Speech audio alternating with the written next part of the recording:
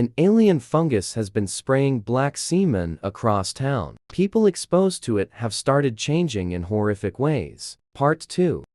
The local and state governments started putting up signs all over town, warning people not to swim or eat anything they caught from the local waterways until the Department of Environmental Protection could test it for toxic contaminants. All of the state parks in the area were closed down temporarily as well. My wife Sophie and I had joked about finding a cabin out in the woods to wait out the rapture. In hindsight, that was probably far closer to the truth than either of us could have ever imagined. I awoke early the next morning, seeing the first razor-sharp shards of a sunrise peeking through the window. It was Saturday, and I had the weekend off from work. I looked over, seeing my wife still sleeping soundly on the other side of the bed. Purple light like fresh bruises streamed in from a cloudless blue sky. I didn't know why, but something felt wrong. It took me a few moments to realize what it was. I didn't hear a single sound outside. Our house was surrounded by woods and swamps, and normally the birds would be singing their little heads off by now. But it sounded as dead as in the aftermath of a nuclear war. Even the insects had gone quiet.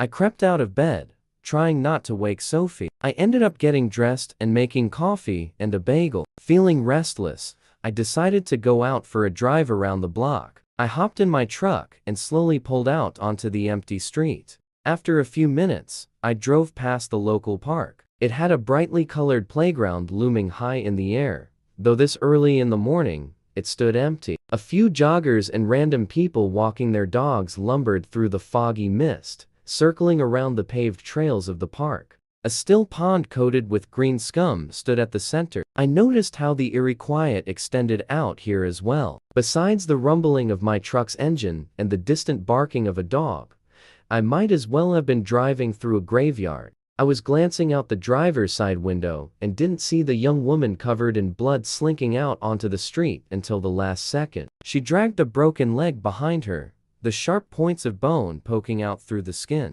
Her head turned to look at me moments before I collided with her. She was completely naked, but that wasn't the strange thing. Do you like this video? Like and follow for part 3.